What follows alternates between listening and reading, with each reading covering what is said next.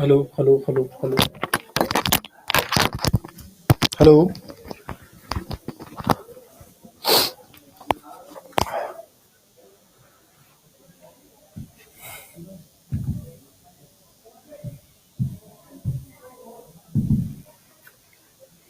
Good evening, good evening. स्वागत है आप सभी का दोस्तों।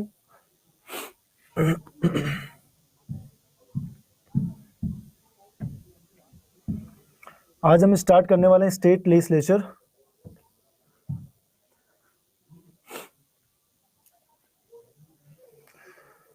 तो इतनी देरी के लिए मैं माफ़ी चाहूँगा। एक्चुअली जिस स्टूडियो में मेरी क्लास थी उसमें कुछ प्रॉब्लम आ गई, बोर्ड प्रॉपर वर्क नहीं कर पा रहा था, इस वजह से आप लोगों की क्लास विलम्ब हुई। ठीक है, आवाज़ की थोड़ी इशू हो सकती है, आप तेज़ नहीं बोल पाऊंगा दोस्तों, मुझे बहुत ज़्यादा मतलब अभी फीवर है और हेडेक है।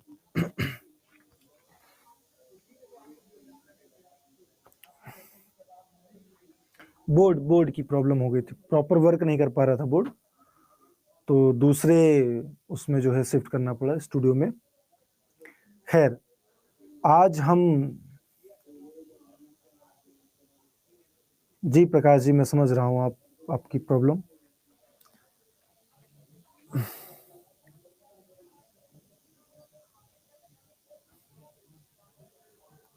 चलिए स्टार्ट करें। नहीं, कोई बात नहीं, कोई बात नहीं, रेस्ट है, रेस्ट है। आज हम स्टार्ट करने वाले हैं दोस्तों स्टेट लेजिस्लेचर यानी राज्य विधानमंडल, जो कि आपने समझ लिया था कि संसद में कैसे काम होता है, पार्लियामेंट कैसी है। सेंट्रल लेवल पर मैंने आप लोगों को बताया था कि जो लेजिस्लेचर है वो किस प्रकार फंक्शन उसका को होता है। सदन दो हैं, बाइकैमरल सिस्टम पाया जाता है, लोकसभा और राज्यसभा, है ना। तो वैसे ही सेम जो है आज हम देखने वाले हैं स्टेट लेजिस्लेचर के बारे में, स्टेट यानी राज्य विधायिका के बारे में। स्टार्ट करते हैं। राज्य विधायिका, विधायिका आप जानते हैं कि ऐसी संस्था होती है जो विधियों को बनाती है, कानून बनाती है, लॉ बनाती है। ये लॉ मेकिंग का काम करती है। किसका? ये भी स्टूडियो में कुछ प्रॉब्लम है क्या भाई?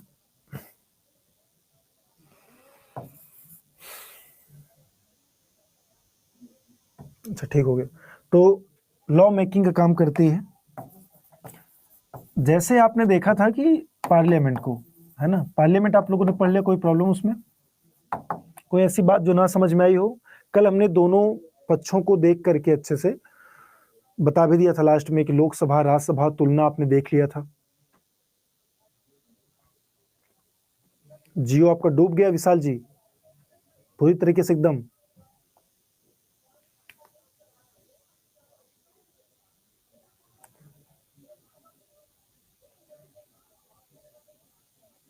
अच्छा, जियो शायद मैंने ही पढ़ाया था आप लोगों को ना। अच्छी बात है, मैंने पढ़ाया तो डूबा ही होगा। चलिए, तो विशाल कुमार जी, विशाल शेखर जी,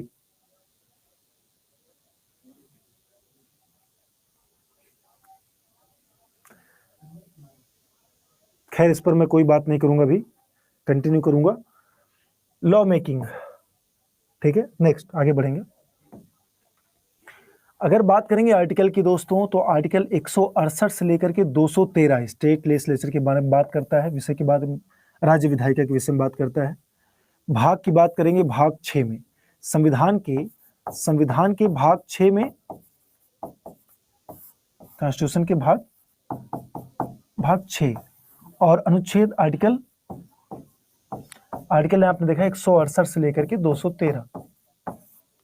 क्लियर? ये राज्य विधायिका के बारे में बात करता है। राज्य विधायिका में आपने देखा कि बहुत सारे राज्यों में सिर्फ एक सदनीय व्यवस्था है, यानी सिर्फ विधानसभा आपको देखने को मिलेगी। लेजिस्लेटिव असेंबली इसको बोलेंगे इंग्लिश में, लेजिस्लेटिव असेंबली,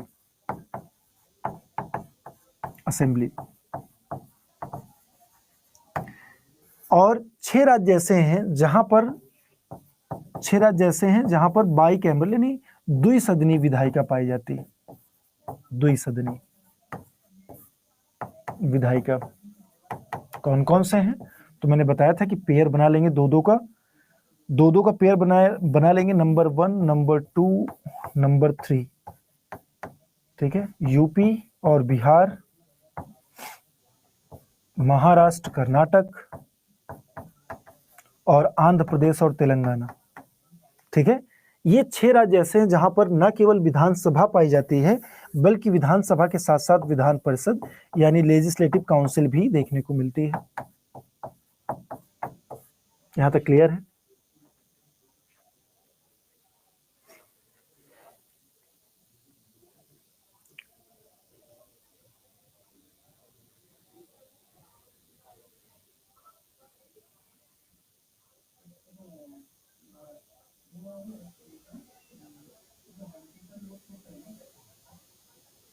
अनुच्छेद 168 से लेकर के 113, सॉरी 213, 168 से 168 टू 213, ये आर्टिकल के बारे में बात करते हैं स्टेट लेजिस्लेचर। नोट कर लिया आप लोगों ने? देखिए, हिंदी में विधान मंडल शब्द का प्रयोग किया जाता है, विधानसभा मत बोलिए कभी भी, विधान मंडल। विधान मंडल में जहां पर एक सदनी है वहां पे विधानसभा पाई जाती है, जहां पे द्विसदनी है वहां पे विधानसभा के साथ साथ विधान परिषद भी, विधानसभा प्लस विधान परिषद। और आप लोग जानते हैं कि विधान मंडल का ही पार्ट होता है जहां यहां पर कई राज्यों में आपको विधानसभा के साथ साथ गवर्नर यानी राज्यपाल, और यहाँ पर विधानसभा विधानसभा परिषद प्लस गवर्नर, ठीक है। ये होता है जैसे संसद में लोकसभा, राज्यसभा और राष्ट्रपति, वैसे राज्य के विधानमंडल में विधानसभा और गवर्नर, और उन 6 स्टेट्स में, इन 6 राज्यों में विधानसभा, विधान परिषद और गवर्नर, ये मिलकर के विधानमंडल का निर्माण करते हैं। क्लियर यहां तक?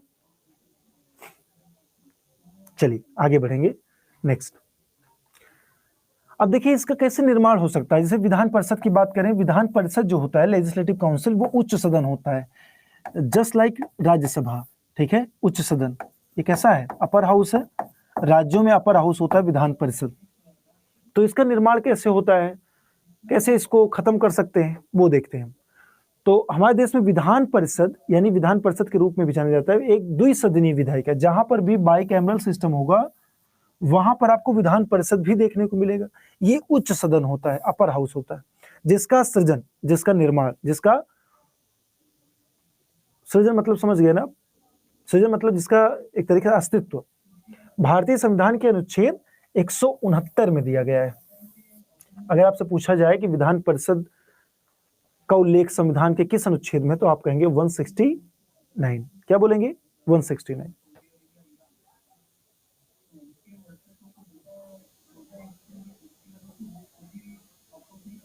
विधान परिषद क्यों दिया गया? जब राज्यसभा है ही, राज्यसभा हिमांशु सेंट्रल लेवल पर है, स्टेट लेवल पर हम बात करें ना, स्टार्टिंग मैंने आपको बताया नहीं था, दोनों के बीच में अंतर बताया था। विशाल जी और भी जितने लोग हैं, निखत हैं, श्याम नारायण, आप सभी लोग, मतलब श्याम नारायण तो वही कह रहे हैं जो मैं कहना चाह रहा हूँ, बातें बंद कीजिए प्लीज, अदरवाइज क्लास यहीं पर एंड हो जाएगी और किसी एक दो लोगों की वजह से क्लास डिस्टर्ब हो सबकी मैं नहीं चाहता, ना ही आप लोग चाहेंगे। ऑब्वियस सी बात, चाहेंगे ऐसा?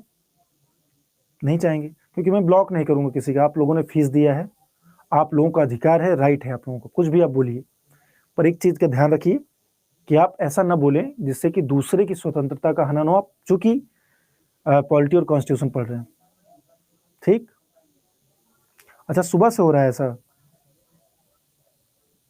जब हम किसी पर ब्लेम लगाते हैं तो सबसे पहले अपने अंदर झांक करके आप देखिए। अगर मैं यहां खड़ा होकर के आप सभी को पढ़ा रहा हूं, निश्चित रूप से आपसे बहुत विद्वान हूं, और जो कोई मैं हूं, अगर आप लोगों को थोड़ा सा भ्रम हो तो भ्रम आपको थोड़ी देर के लिए मैं दूर कर देता हूं, ठीक है। ये आपने ज्वाइन किया है, और टीचर का काम ये नहीं है कि आपको ज्वाइनिंग लेटर देना, कोई भी टीचर हो, चाहे मैं हूं या कोई भी हो, मेहनत आपकी होती है। टीचर सिर्फ ये मामला होता है जो मैंने बताया था, क्या पढ़ना चाहिए, क्या नहीं पढ़ना चाहिए, और कैसे पढ़ना चाहिए, इतना ही बताता है बस टीचर, ये आपका मेंटोर।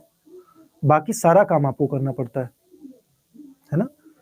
और हर किसी के किस्मत में मुकम्मल जहां नहीं होता, समझ पा रहे हैं? जरूरी नहीं है कि अगर सब लोग यही पा जाएं, आप तैयारी करना, सब टीचरें बन जाएंगे तो स्टूडेंट कौन बनेगा? वैकेंसी तो कम है, किसी को असफल होना है, तो ब्लेमिंग बंद करके आप सभी लोग हार्ड वर्क कीजिए। और अगर कोई ब्लेम कर रहा है, जैसे मान लीजिए कोई भी ब्लेम कर रहा है, तो आप सभी लोग उसका कोई रिप्लाई मत कीजिए, इग्नोर कीजिए, अभी समझिए चीज़ों को, अदरवाइज बहुत लॉस हो जाएगा। अगर मैं अपनी हेल्थ को यहाँ पर सेक्रीफाइस कर रहा हूँ तो आप लोग थोड़ा सा मैनर दिखाइए क्लास में, ठीक। आगे अनुच्छेद 168 यानी आर्टिकल 168 में हमारे देश के कुछ राज्यों में विधान परिषद के बारे में उल्लेख। विधान परिषद के बारे में 169 में है, लेकिन देश में किन किन राज्यों में विधान परिषद है ये बताया गया है अनुच्छेद 168 में, ठीक है, जो आपने 6 स्टेट अभी देखा। अब पहले समझ लीजिए, हम डायग्राम भी बना देंगे, पहले समझ तो लीजिए, चीजों को थोड़ा समझिए, एक बैकग्राउंड बने थोड़ा सा। एक ही बारे में पढ़ेंगे तो नहीं आता सब समझ में, जब आप उसको मल्टीपल टाइम पढ़ते हैं तो जितनी बार पढ़ेंगे उतनी बार कुछ ना कुछ नया सीखने को मिलता है, तो उसको मैं बता रहा हूं। मेरा इतिहास रहा है, मैंने कभी चैट ऑफ नहीं किया है, मुझे मजबूर आप लोग प्लीज ना करें। मैं हमेशा ट्रांसपेरेंसी क्लास में चाहता हूं, जो कोई भी कुछ भी बोले सब लोग उसको देखें और खुद से जज करें, है ना। तो मैं ये थोड़ा सा करने में बहुत हिचकिचाऊंगा कि मैं आपका क्लास ये चैट ऑफ नहीं कर सकता, ट्रांसपेरेंसी कम हो जाएगी क्लास की। क्लियर है? अब देखिए, द्विसदनी विधायिका होने का कोई नियम नहीं है भारत में, कोई नियम नहीं है। ऐसा इसलिए है क्योंकि हमारे संविधान निर्माता जानते थे कि प्रत्येक राज्य के लिए द्विसदनी विधायिका वित्तीय अन्य कारण से, अभी किसी ने क्वेश्चन किया था ना, क्यों जरूरी, वित्तीय अन्य कारण से होना संभव नहीं होगा। आप जानते हैं जब हमारा काम विधानसभा से चल रहा है तो विधान परिषद में नए नए विधायकों को तमाम और खर्चे राज्य को क्यों दें, क्यों दें? लेकिन ऐसा माना जाता है कि बहुत सारे बड़े स्टेट्स हैं जहां पर ऐसे सिस्टम का होना जरूरी है। यूपी, बिहार, ये सब बड़े राज्य हैं, बहुत बड़ी जनसंख्या है इनकी, ठीक है। तो इसलिए नेक्स्ट, समझ गए? ये सिर्फ समझने के लिए आपके था, पॉइंट नोट करने के लिए ये पॉइंट था। सेम चीज इंग्लिश में लिखा गया है, यहां पर आपका ट्रांसलेटेड है, इसको आप लोग देख सकते हैं, पीडीएफ में देख लीजिए। समझना था, समझा दिया मैंने। आगे अब थोड़ा सा स्ट्रक्चर देखेंगे, कैसे स्ट्रक्चर होता है उसको समझ लीजिए, बाद में हम डायग्राम समझेंगे चीजों को, अभी पहले थोड़ा समझिए। भारतीय संविधान का अनुच्छेद 170 विधानसभाओं संबंधित है। अब देखिए, मेन जो पावर है वो इसी के पास है। आप समझिए कि केवल एक ही सदन होता है, जैसे लोकसभा में होता है ना, केंद्र में लोकसभा होती है, ज्यादा पावर्स हैं, मोर पावर्स, वैसे ही यहाँ पर केवल यही है। अगर तुलना करेंगे तो लोकसभा से भी ज्यादा पावर है, राज्य में केवल यही दिखता है आपको। विधान परिषद तो एक असिस्टेंट के तौर पर होता है वो, क्लियर। जहां भी है 6 राज्यों, देखिए 170 विधानसभा के विन्यास के बारे में, विन्यास मतलब स्ट्रक्चर, संरचना। यह अनुच्छेद केवल इस बात पर जोर देता है कि राज्य में विधानसभाओं की संरचना क्या होगी। अब सिर्फ इतना नोट करना है कि अनुच्छेद 170 में विधानसभा की संरचना के विषय में बात। दूसरा, विधान परिषद का विन्यास यानी संरचना भारतीय संविधान के अनुच्छेद 171 में दिया गया है। फिर मत कहिएगा कि सर विधानसभा तो आपने बताया था, यहां पे संरचना की बात कर रहा हूं मैं, संरचना, स्ट्रक्चर। इसको याद करना बिल्कुल जरूरी नहीं है, हर आर्टिकल याद करना बिल्कुल जरूरी नहीं है, पहले मैं बता दे रहा हूं, क्लियर। यानी स्ट्रक्चर कैसे होगा वो बातें कर रही है, आपके लिए इंपॉर्टेंट नहीं है ये। नेक्स्ट,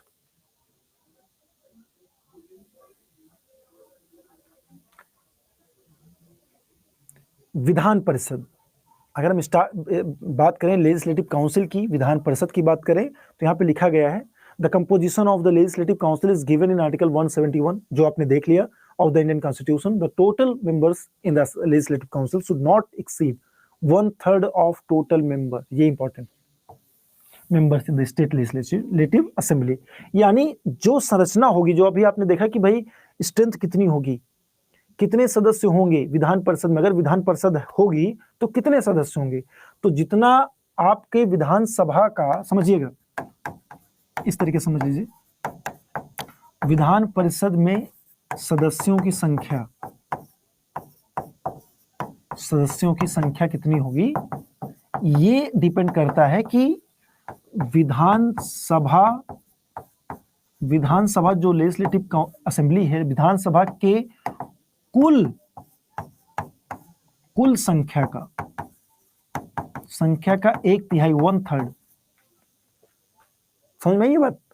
अगर मान लीजिए आपके यहाँ 300, जरा सोचिए कि अगर विधानसभा में, इस तरह नोट कर सकते हैं शॉर्ट फॉर्म में, विधानसभा में अगर 300 टोटल उसका स्ट्रेंथ है, 300 सदस्य संख्या है, तो वीपी में क्या होगी, विधान परिषद में क्या होगी, 300 का 1/3 कितना हो गया, 100। ये स्ट्रक्चर क्लियर? विधान परिषद में वही सेम चीज, हमें कुल सदस्यों के 1/3 से अधिक नहीं होनी चाहिए। अब देखिए ये तो मैक्सिमम लिमिट है, ये मैक्सिमम है कि मैक्सिमम 1/3, अधिकतम 1/3। लेकिन अब मिनिमम की बात करेंगे। विधान परिषद संरचना के लिए एक और मानदंड, विधान परिषद सदस्य किसी भी स्थिति में 40, ये देखिए मिनिमम 40 से कम नहीं होनी चाहिए। यानी यहां पर बात हो रही है, पहला आपने देखा कि वीपी की संरचना स्ट्रक्चर समझते हुए चलिए, ये कैसा होगा, मैक्सिमम होगा विधानसभा का 1/3 और मिनिमम होगा 40। अब समझ में आ गया? यही बातें हुई पूरा वहां पे, क्लियर? पहले पूरा हम आर्टिकल समझेंगे, उसके बाद आपके क्वेश्चंस को, ठीक है? आपके क्वेश्चंस को मैं पक्का सुनूंगा, श्योर। पहले आप समझ लीजिए, ये समझ में आ गया कि कितनी अधिकतम संख्या हो सकती है विधान परिषद में, तो उस राज्य की विधानसभा का 1/3। एग्जाम्पल जैसे मैंने बताया, यदि किसी राज्य की विधानसभा में कुल संख्या 300 है, तो देन वीपी में, विधान परिषद में अधिकतम संख्या, मैक्सिमम स्ट्रेंथ कितना होगा, मतलब टोटल स्ट्रेंथ, अधिकतम संख्या 300 गुणे 1/3 बराबर 100 होगी। क्लियर? इससे कम नहीं, मिनिमम है ये। 40 से कम किसी भी विधान परिषद में सदस्य संख्या नहीं होगी, किसी भी स्थिति में। आगे बढ़े, नेक्स्ट। ये बातें आपने समझ ली ना, अब आगे बढ़ेंगे। अब लेजिस्लेटिव काउंसिल के बारे में फिर से है कि 1/3 of the members of the legislative council should be elected from district board. अब इलेक्शन इनका कैसे होगा, जैसे मान लीजिए विधान परिषद के जो सदस्य हैं, के सदस्यों का चुनाव कैसे होगा, चुनाव होगा ऐसा कि पहला, विधान परिषद के 1/3 सदस्यों को, 1/3 को, 1/3 सदस्यों को जिला बोर्डों, नगर पालिकाओं और अन्य स्थानीय प्राधिकरणों से चुना जाएगा, जो संसद द्वारा कानून बनाया गया है। क्लियर? हाँ, इनडायरेक्ट होता है विधान परिषद में, सब इनडायरेक्ट। अब जरा सोचिए कि जिला बोर्ड के जितने मेंबर्स हैं वो वोट करेंगे इनको, 1/3 को। अगर मान लीजिए किसी वीपी में टोटल कितनी संख्या है, 30 तो मिनिमम हो ही नहीं सकता। मान लीजिए कि आपकी संख्या 60, किसी राज्य की विधान परिषद में 60 संख्या है टोटल, तो 1/3 मतलब 60 का 1/3, मतलब 20 सदस्यों को कौन चुनेगा, 20 सदस्यों का चुनाव होगा जिला बोर्ड के जो मेंबर्स होंगे, म्यूनिसिपैलिटी के जो होंगे, और अन्य जो लोकल गवर्नमेंट, जो लोकल अथॉरिटीज हैं, उनके मेंबर्स चुनेंगे उनको। समझ में आया? नेक्स्ट, ये हो गया। अगला, इसके सदस्यों में से 1/12वां हिस्सा, 1/12वां, अभी 1/3 आपने देखा था, अब 1/12 सदस्यों कौन चुनेगा, उस व्यक्ति से चुना जाएगा जो कम से कम 3 साल की अवधि के लिए उसी राज्य में रह रहा हो और भारत के राज्य क्षेत्र में स्थित विश्वविद्यालय से स्नातक हो, ग्रेजुएट।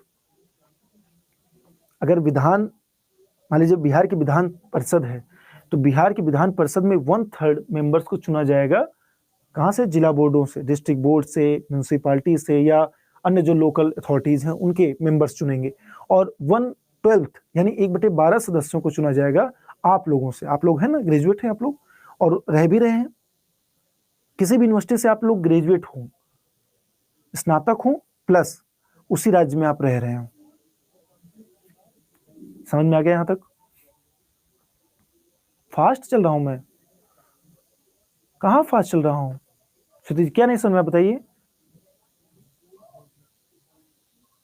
1000 रुपए मिलता है ना, हाँ वो सब होता है, बिल्कुल सही कह रहे हैं। सब वोट देने नहीं जाते हैं। आप में से मैं समझ रहा हूं कि लगभग 99% लोगों ने विधान परिषद में जो है वो नहीं किया होगा, वोटिंग नहीं किया होगा। किया है? नहीं किया है? चलिए नेक्स्ट। अब और जो सदस्य हैं, अभी तक तो सिर्फ आपने 1/3 देखा, धन 1/12 देखा। अब अन्य सदस्य देखिए, इसके कुल सदस्यों में से फिर से 1/12 सदस्य उस व्यक्ति में से चुना जाना चाहिए जो राज्य के शिक्षण संस्थान में कम से कम 3 वर्षों से शिक्षण पेशे में टीचर हो। किसी भी संस्थान में टीचर हो, लेकिन वो संस्थान हो चाहे प्राइवेट नहीं, कि सर हम अपने ही महाविद्यालय में पढ़ा रहे थे, हम अपने स्कूल में सर पढ़ा रहे थे, प्राइवेट में ऐसा नहीं हो सकता। गवर्नमेंट में, गवर्नमेंट कॉलेज में आप टीचर हो 3 साल से, तो आप चुनाव लड़ सकते हो। ऐसे व्यक्तियों को 1/12 कनेक्ट कीजिएगा। एक जगह आपने देखा कि 1/12 कौन चुना जाता है? जो स्नातक होते हैं, जो स्नातक होते हैं 3 साल के लिए। अरे सॉरी, 3 साल के लिए नहीं, 3 साल टीचर होता है, स्नातक हो, ग्रेजुएट हो कम से कम, और उसी राज्य में रह रहे हो। दूसरा, 1/12 सदस्य वो चुने जाएंगे जो 3 साल से कम पढ़ा रहे हो किसी शिक्षण संस्थान में। अभी मैं इसको डायग्राम से बता दूंगा। अगला क्या है? 1/3 विधानसभाओं द्वारा चुने जाएंगे। अब देखिए, अब देख पा रहे हैं यहाँ पे राजनीतिकरण विधान परिषद का मतलब कि अगर किसी पार्टी, देखिए जो बीएस है यानी विधानसभा है, इसके जो मेंबर्स हैं यानी विधायक लोग 1/3 सदस्यों को चुनेंगे। विधायक लोग वोट करेंगे 1/3, 1/3 को। स्कूल या कॉलेज कोई भी प्राइमरी में टीचर है तब भी आप खड़े हो सकते हैं भाई। नेक्स्ट, 1/3 सबसे ज्यादा इसको वेटेज मिला हुआ है। और शेष सदस्यों को स्थापित कानून के अनुसार राज्यपाल द्वारा मनोनीत किया जाता है। ऐसा माना जाता है कि 1/6 सदस्यों को गवर्नर नॉमिनेट करेगा।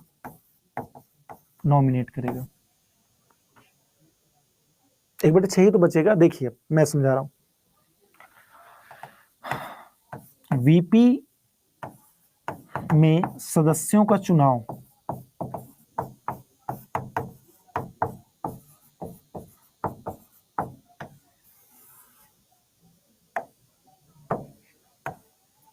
आपने देखा कि 1/3 लोग किससे चुने जाते हैं? सीधा विधानसभाओं द्वारा। वीएस के मेंबर्स के सदस्य यानी विधायकों द्वारा, सदस्यों द्वारा यानी विधायकों द्वारा। क्लियर? 1/12 ग्रेजुएट्स,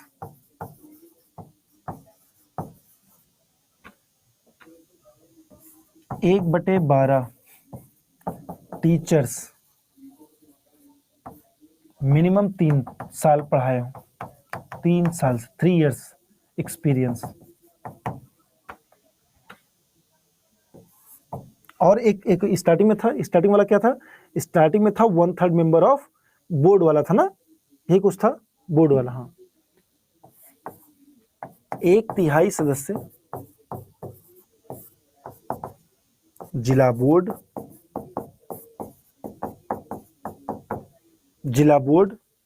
नगर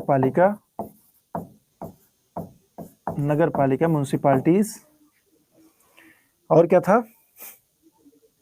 जिला बोर्ड हो गया, नगर, हाँ, स्थानीय प्राधिकरण, लोकल अथॉरिटीज, स्थानीय प्राधिकरणों द्वारा।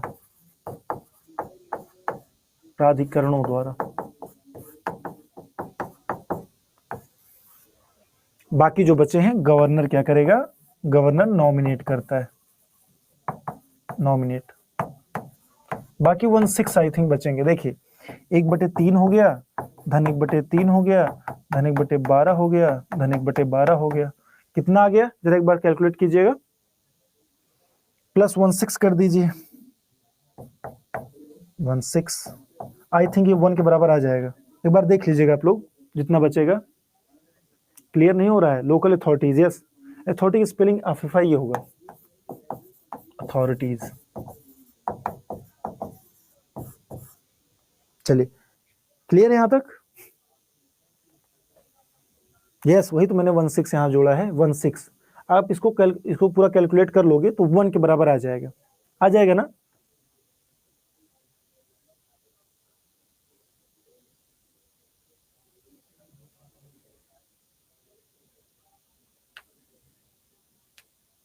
तो लिख सकते हैं गवर्नर कितना करता है? 1/6 मेंबर्स को।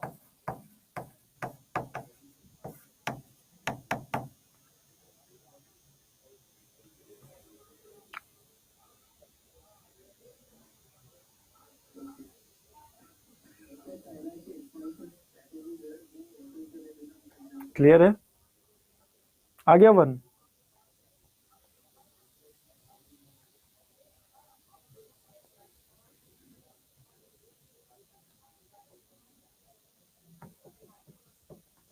यस भी भाई, ये डायरेक्ट इनडायरेक्ट दोनों हो गया, लेकिन डायरेक्ट का प्रोपोर्शन बहुत कम है, डायरेक्ट इलेक्शन का बहुत कम है।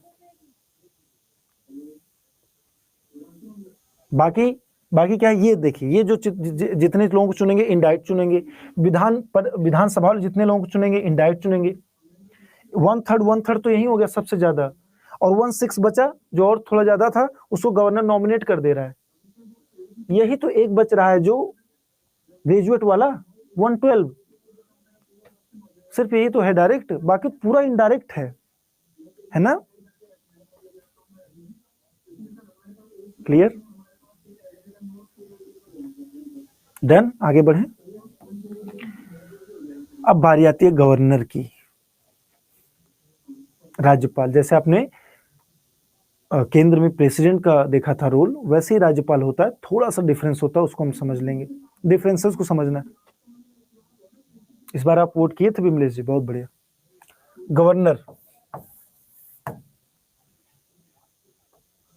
गवर्नर के बारे में अगर बात करें तो 153 में आर्टिकल 153 में राज्यपालों के विषय में बात की गई है। There shall be a governor for each state, ये बोला गया है कि प्रत्येक राज्य के लिए एक गवर्नर होगा। लेकिन बाद में क्या गया, बाद में ये बात बोल दी गई कि इसी अनुच्छेद में एक और जोड़ा गया कि एक ही व्यक्ति, देखिए ये पॉइंट है, एक ही व्यक्ति को 2 या 2 से अधिक राज्यों के लिए राज्यपाल के रूप में नियुक्त करने से नहीं रोकेगा। यानी हर स्टेट में एक गवर्नर होगा और एक ही व्यक्ति 2 अलग अलग या 2 से अधिक राज्यों का भी गवर्नर हो सकता है, जो कि कई बार ऐसा हुआ है ना? अभी जुडिशरी वाला पोर्शन नहीं हुआ है क्षितिज, अभी जुडिशरी नहीं हुआ है, अब इसी के बाद जुडिशरी होगा, फिर पंचायत, देन पूरा क्लियर आपका सिलेबस। नेक्स्ट नोट कर लिया इसको, 153 में राज्यों के राज्यपाल में एक ही व्यक्ति, ये जरूर नोट कर लिए, एक ही व्यक्ति को 2 या 2 से अधिक राज्यों के लिए राज्यपाल के रूप में नियुक्त किया जा सकता है, नियुक्त किया जा सकता है, ये लिख लीजिएगा शब्द, किया जा सकता है।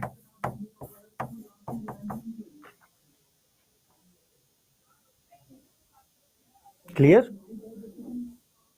यहां तक डन है? आगे बढ़े।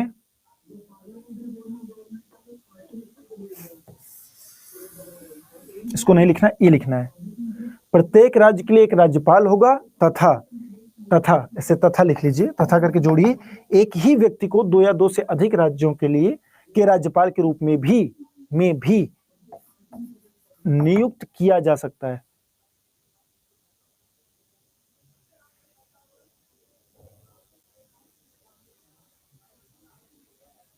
Clear, done. आगे 154 में क्या बात कही जाती है? राज्य की कार्यकारी शक्ति। अब जैसे आपने देखा था कि एग्जीक्यूटिव पावर्स जो होती है, हेड ऑफ एग्जीक्यूटिव होता है प्रेसिडेंट, तो वैसे ही स्टेट में हेड ऑफ एग्जीक्यूटिव कौन होता है? राज्यपाल, गवर्नर होता है। राज्य की कार्यपालिका शक्ति राज्यपाल में निहित होती है। राज्य की कार्यपालिका, केंद्र की कार्यपालिका शक्ति किसमें थी? राष्ट्रपति में। राज्य की कार्यपालिका शक्ति राज्यपाल में निहित होती है, और वह इस संविधान के अनुसार या तो सीधे अथवा अपने अधीनस्थ अधिकारियों के माध्यम से, अधीनस्थ अधिकारी कौन है? वही मंत्रिपरिषद। अधीनस्थ अधिकारी मतलब मंत्रिपरिषद, काउंसिल ऑफ मिनिस्टर्स, जिसमें मुख्यमंत्री और अन्य मंत्रियां भी होते हैं, जिसमें मुख्यमंत्री और अन्य मंत्री भी होते हैं। क्लियर?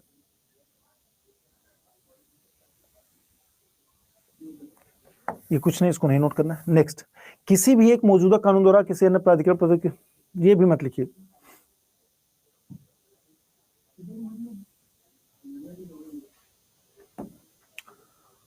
सेम चीज इंग्लिश में, ये नहीं लिखना है। 155, राज्यपाल की नियुक्ति कौन करेगा? तो किसी राज्य के राज्यपाल की नियुक्ति राष्ट्रपति द्वारा अपने हस्ताक्षर और मोहर के तहत वारंट द्वारा की जाएगी।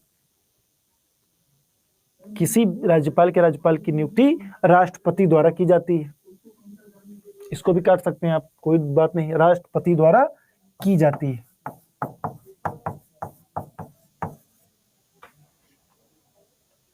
कोई भी व्यक्ति राज्यपाल के रूप में नियुक्त के लिए तब तक पात्र नहीं होगा जब तक कि वह भारत का नागरिक नहीं है और उसने 35 वर्ष की आयु पूरी नहीं कर ली। देखिए, अब यहाँ पे एलिजिबिलिटी बता रहा है, भारत का नागरिक होना चाहिए और मिनिमम एज होना चाहिए 35 ईयर्स, जैसे कि आपने प्रेसिडेंट वाले में देखा था 35 ईयर्स। अच्छा, अभी लिख नहीं रहे हैं? देखिए, सिंपल सा है, गवर्नर की नियुक्ति कौन करेगा? राष्ट्रपति। गवर्नर की नियुक्ति कौन करेगा? राष्ट्रपति करेगा। और गवर्नर एक या एक से अधिक राज्यों के लिए हो सकता है, ये आपने देखा। क्लियर? गवर्नर एक या एक से अधिक राज्यों के लिए हो सकता है। दूसरा, आपने देखा कि 35 साल की आयु कम से कम होनी चाहिए, है ना? 35 साल की आयु कम से कम कंप्लीट कर लिया हो।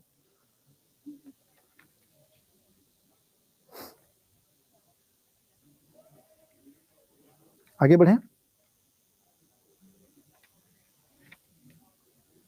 चलिए, अब राज्यपाल के बारे में आगे बढ़ते हैं, आगे देखते हैं क्या है नेक्स्ट।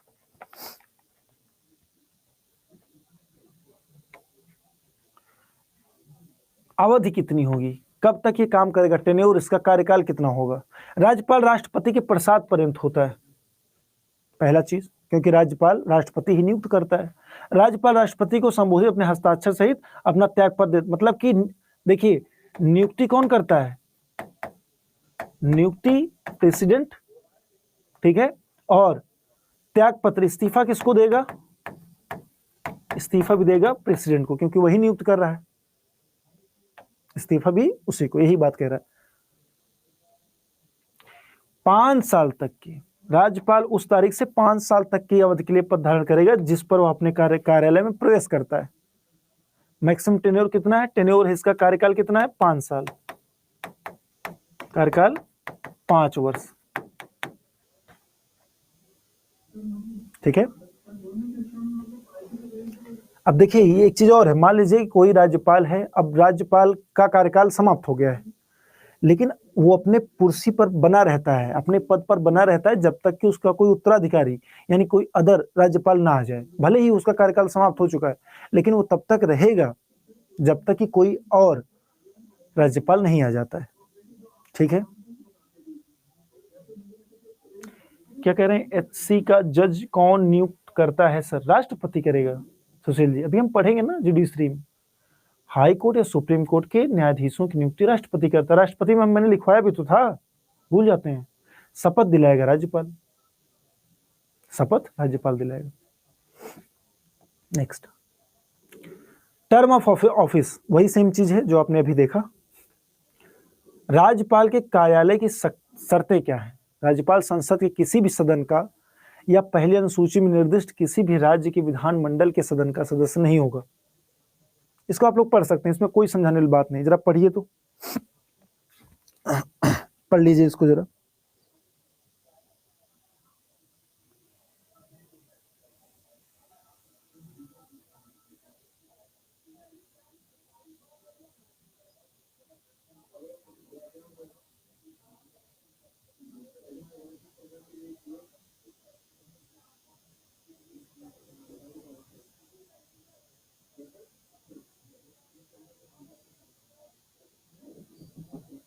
चलिए, हो गया। नेक्स्ट, वही सेम चीज इंग्लिश में है। अभी मैं पूरा डायग्राम बना दूंगा, स्टेट का एग्जीक्यूटिव बॉडी समझा दूंगा। अगला क्या है? वही फिर से निवासों के लिए किराया भुगतान, ये सब कभी एग्जाम में जो पूछा नहीं जाने वाला है वो सारी बातें इसको, लेकिन एक बार देख लीजिएगा क्योंकि ये पॉइंट इसलिए इंपॉर्टेंट, आप जानते रहिए इसको, एक बार पढ़ लीजिएगा आप लोग, ठीक। राज्यपाल कार्यालय लिख सकती है, फिर वही ओथ मतलब शपथ, शपथ इसको थोड़ा जान लीजिए। शपथ कौन? शपथ ये देखिए कि क्षेत्र प्रयोग करते हुए उच्च न्यायालय के मुख्य न्यायाधीश, देखिए शपथ कौन दिलाता है इसको, शपथ भी जरूरी है। उच्च न्यायालय के मुख्य न्यायाधीश या उनके अनुपस्थिति में वरिष्ठतम उपस्थित में हस्ताक्षर करेगा, और हस्ताक्षर, ठीक है। यानी गवर्नर के, एक शब्द में अगर कहूं तो गवर्नर को शपथ कौन दिलाएगा? एचसी का मुख्य न्यायाधीश, मुख्य न्यायाधीश। लीजिए, डन। पूरी चीज एक लाइन में। हाँ, अभी बताऊंगा मेन। नेक्स्ट, राष्ट्रपति इस अध्याय प्रदान नहीं की सकते और आकस्मिकता में राज्य के राज्यपाल कार्यों के निर्वहन के लिए ऐसा प्रावधान करेगा जैसा वो उचित समझता है। कोई दिक्कत नहीं, कोई बात नहीं। क्षमादान, हाँ थोड़ा सा इसमें देखना पड़ेगा आप। आर्टिकल 161 आपने क्षमादान देखा था ना कि आर्टिकल 72 के द्वारा राष्ट्रपति, 161 के द्वारा राज्यपाल क्षमादान, लेकिन दो अंतर होते हैं। क्षमादान में दो अंतर होते हैं, वही सीखना है, वही समझना है। त्याग पत्र सीएम को नहीं देगा, इस्तीफा भी, ये लिखा नहीं मैंने, इस्तीफा किसको देगा?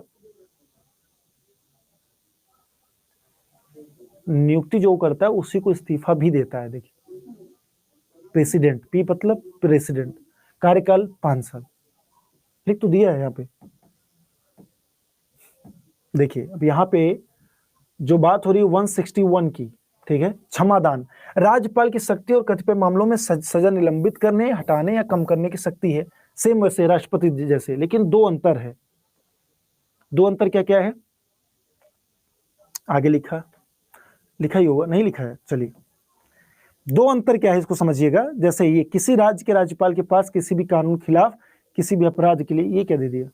अब देखिए क्षमादान शक्ति समझिएगा, यहाँ पे नहीं लिखा गया, मैं बता देता हूं। दो अंतर होता है। किससे अंतर? प्रेसिडेंट से। पी से दो मामले में अंतर। पहला, सेना के मामले में कोई हस्तक्षेप नहीं करेगा, सेना में या सेना के विषय में से लिख लीजिए, सेना के मामले में, सेना के विषय में नहीं, कोई माफी नहीं कर पाएगा, ये सिर्फ राष्ट्रपति के पास अधिकार है। दूसरा, मृत्युदंड ये माफ नहीं कर सकता, डेथ सेंटेंस, मृत्युदंड माफ नहीं करेगा। मृत्युदंड केवल और केवल राष्ट्रपति ही माफ करता है, ये नहीं, बाकी सब चीजें कर सकता है। कानून आपकी सजा को कम कर सकता है, आपको सजा का बहुत कठोर है तो उसको सरल कर सकता है, ये सब कर सकता है। सजा की अवधि कम कर सकता है, 10 साल सजा आपको 2 साल सजा कर दे। लेकिन मृत्युदंड अगर आपको मिल गया तो ये राज्यपाल माफ नहीं करेगा, राष्ट्रपति ही माफ करेगा। दूसरा, सेना के मामले में अगर कोई दंड है, कोर्ट मार्शल वाला अगर कोई केस है तो उसको राष्ट्रपति हैंडल करेगा, ये नहीं। यस, बहुत बढ़िया Atul, Praveen, very good, clear. यही अंतर होता है, बाकी सब कुछ नहीं पढ़ने लायक। एक बार पढ़ लीजिएगा, मतलब ये याद करने लायक और वो नहीं है। इस संविधान प्रावधान करें किसी राज्य की कार्यकारी शक्ति का विस्तार उन मामलों तक हो जिनके संबंध विधानमंडल कानून बना सकती। अब देखिए इंपॉर्टेंट चीजें, इंपॉर्टेंट जो परीक्षा में कई बार पूछी गई है। अब इसको लिखना है आपको, इसको लिखना है। अच्छा चलिए, पहले इसके पहले हम बता देते हैं आपको डायग्राम जो मैंने बोला था।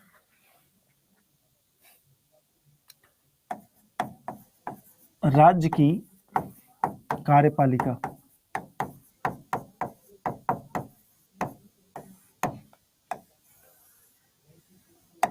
State executive. नहीं, फांसी को क्षमा नहीं कर सकता विमलेश राज्यपाल, सीधे राष्ट्रपति। आपने न्यूज में नहीं पढ़ते, समाचार पत्रों में कोई गया राष्ट्रपति के पास मृत्यु दंड को माफ करवाने के लिए, याचिकाएं आती रहती है ना, तमाम याचिकाएं आती रहती हैं। आगे चले। राज्य कार्यपालिका को कुछ चीजों में हम अभी देख सकते हैं, जैसे कार्यपालिका में कौन होता है? प्रमुख होता है, प्रमुख। एग्जीक्यूटिव हेड कौन होता है? गवर्नर, राज्यपाल, राज्यपाल। ठीक है।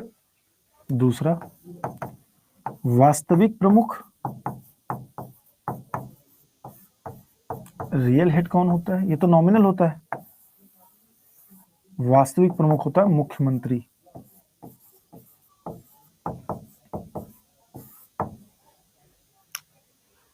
तथा मुख्यमंत्री प्लस मंत्रिपरिषद।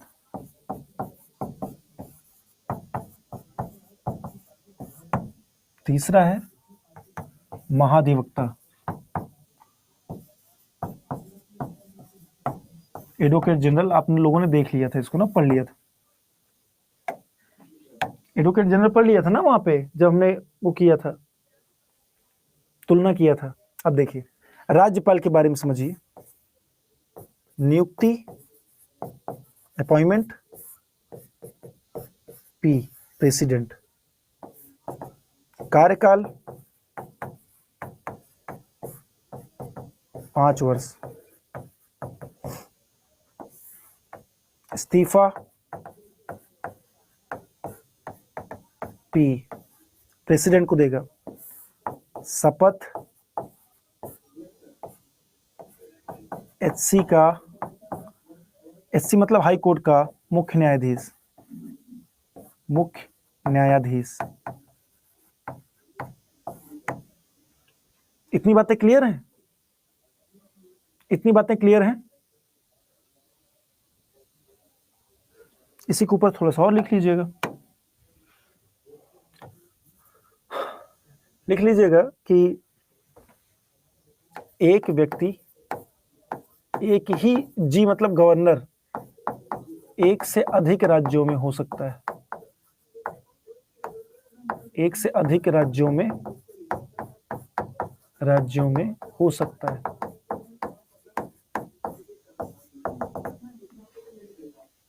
नोट कर लिया? चीफ जस्टिस ऑफ स्टेट नहीं, स्टेट का होता ही नहीं चीफ जस्टिस, हाई कोर्ट होता है। देखिए आप, जुडिशरी बहुत इंटीग्रेटेड है, वो डिवाइडेड नहीं जुडिशरी, उसको डिवाइड कर देंगे आप, नहीं, इंटीग्रेटेड है ना। मुख्यमंत्री, मुख्यमंत्री नियुक्ति, नियुक्ति कौन करेगा? जी गवर्नर करेगा नियुक्ति। किसको नियुक्ति कौन करेगा? गवर्नर। मंत्रिपरिषद की नियुक्ति, नियुक्ति जी गवर्नर। मुख्यमंत्री के परामर्श पर, सेम वही प्रोसेस होता है जो आपने देखा था अभी संसद में, मुख्यमंत्री के परामर्श पर, उसके सजेशन पर करेगा। क्लियर? महाधिवक्ता में आपने क्या देखा? राज्य का प्रथम विधि अधिकारी, फर्स्ट लॉ ऑफिसर, प्रथम विधि अधिकारी, विधि अधिकारी। नियुक्ति, नियुक्ति कौन करता है? जी गवर्नर। डन है सब कुछ अब।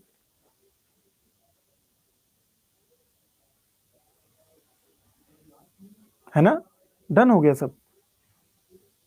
नोट कर लीजिए, समय बहुत कम है।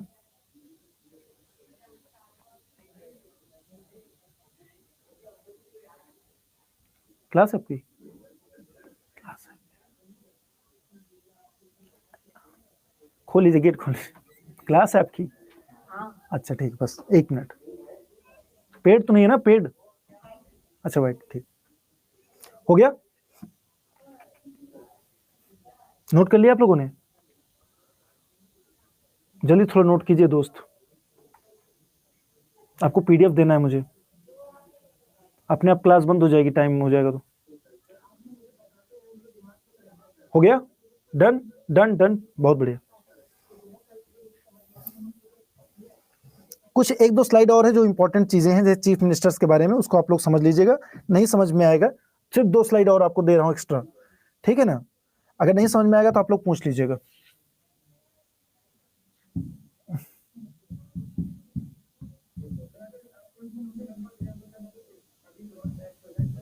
अभी तुरंत मेरी क्लास है, कैसे उसको करूंगा मैं बताइए?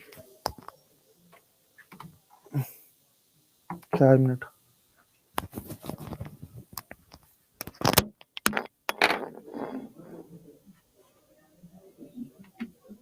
एक मिनट वेट कीजिएगा आप लोग, बस पीडीएफ दे दूं आप लोगों को।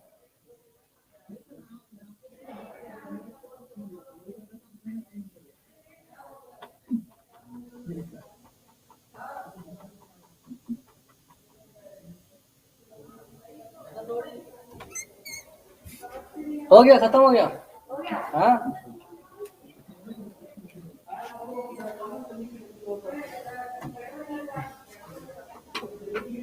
हैंगआउट ले लीजिए, हैंगआउट ले लीजिए, हैंगआउट।